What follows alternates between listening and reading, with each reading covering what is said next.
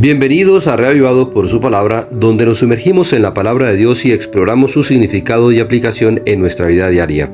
Hoy vamos a reflexionar sobre el capítulo 24 del Éxodo, buscando inspiración y dirección para vivir de acuerdo con su voluntad. Quédate y juntos participemos en esta experiencia espiritual. La primera sección de este capítulo es la culminación del relato iniciado en Éxodo 19. En sus primeros versículos fueron invitados a aceptar el pacto de Dios que les estaba ofreciendo, pero en el capítulo de hoy se presenta la ratificación o confirmación del pacto mediante una solemne ceremonia. Moisés recibió la orientación de escribir todas las palabras que Dios le había hablado hasta el momento, lo que inicialmente comprendía los mandamientos e indicaciones de los capítulos 20 al 23, y que se le llamaría el libro del pacto o libro de la ley, y que más adelante comprendería los primeros 5 libros de la Biblia, desde el Génesis hasta el Deuteronomio, conocidos en hebreo como la Torá. Después de escribir las palabras del Señor, Moisés descendió del monte y les contó al pueblo todas las palabras, y nuevamente respondieron a una voz, como al principio: cumpliremos todas las palabras que el Señor ha dicho. Algunos acusan a Israel de exceso de confianza en sí mismos al comprometerse rápidamente sin pensar, pero debemos entender que después de semejante liberación y la experiencia descrita en el capítulo 19, ¿quién no estaría de acuerdo en responder afirmativamente al pacto que Dios estaba concertando con ellos? Si bien es cierto que ellos fallaron en el futuro cercano y luego durante toda su historia, no se debió a la rapidez con que respondieron, sino a la debilidad de la naturaleza humana, tal como Jesús le indicó a Pedro en Mateo 26:41, diciendo: el espíritu está dispuesto, pero la carne es débil. Sin embargo, en el proceso de ratificación del pacto con su pueblo, ellos hicieron algunas cosas específicas. Número 1. Moisés escribió todas las palabras del Señor. Dios no dejó su ley solo en la memoria de sus hijos, ya que la tendencia humana es a olvidar lo importante o a reemplazar, interpretar de forma equivocada o hasta tergiversar las palabras de Dios. Por tanto, escritas debían ser leídas y recordadas tal como salieron de la boca del Creador, de la misma forma como se le indicó a varios profetas. Por ejemplo, en Habacuc 2:2 se lee: escribe la visión para que pueda leerse de corrido. Número 2. El pacto se hizo bajo el contexto de un sacrificio. En los sacrificios ofrecidos se admite el fracaso y la culpabilidad humana, pero también la gracia de Dios que muere por medio de símbolos, pagando el rescate de una humanidad perdida. Es interesante resaltar que para los sacrificios Moisés levantó un altar y 12 columnas al pie del monte, una por cada tribu de Israel, y luego comisionó a jóvenes de los hijos de Israel.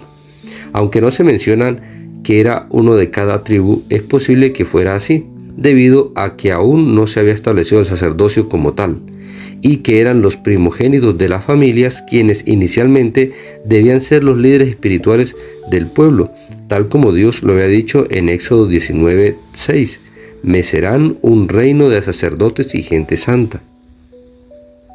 Número 3.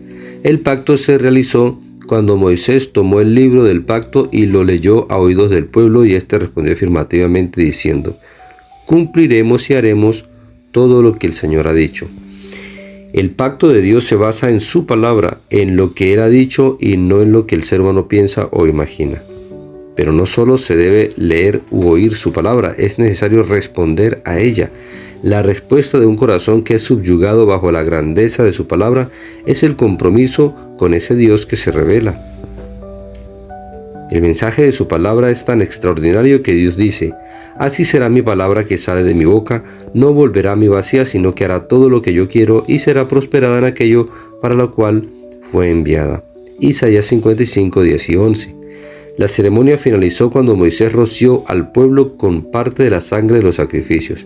Esa sangre rociada representa que es bajo la muerte de un sustituto como se cubre la vida de los pactantes que son beneficiarios del pacto, es decir, el pueblo.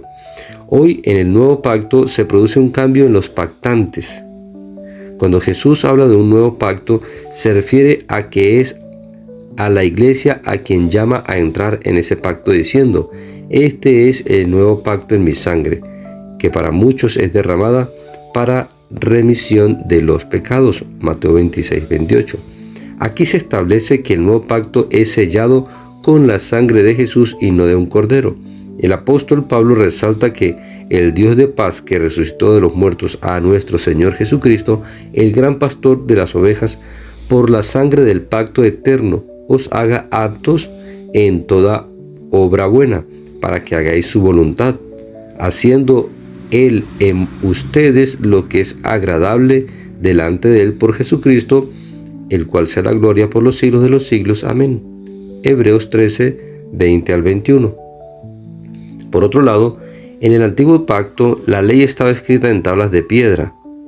En el nuevo se menciona que esa ley está escrita en el corazón. Jeremías 31, 31 al 34 y Hebreos 8, 7 al 12. Una vez finalizada la ceremonia, 74 personas fueron invitadas por Dios a subir a la montaña. Moisés, Aarón, Nadab y Abiú y los 70 ancianos. Allí tuvieron una experiencia tan extraordinaria que se esperaba tuviera un impacto tan profundo que no hubiera dudas de la santidad y excelsitud divina. Vieron a Dios y comieron y bebieron.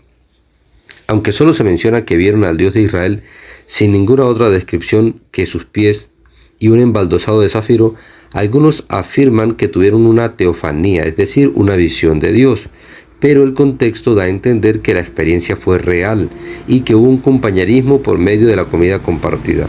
Sin embargo, podemos estar seguros que Dios veló su rostro, ya que ningún hombre puede ver a Dios y seguir viviendo. Éxodo 33:20. Después de este momento especial, Moisés subió solo con Josué al monte y pasó otros 40 días donde recibiría las orientaciones referentes a la construcción del santuario, tal como se verá en los capítulos siguientes. Acude hoy a Jesús y agradécele porque Él ha establecido un nuevo pacto basado sobre mejores promesas, ya no bajo la sombra de la sangre de animales, sino bajo su propia sangre. Pídele que te ayude a oír su voz y a través de su palabra y a obedecerla de tal modo que muy pronto, cuando regrese, puedas verlo tal como Él es y pasar toda una eternidad de compañerismo con Jesús. Recuerda, yo soy Jonathan Rincón y deseo que Dios te siga bendiciendo.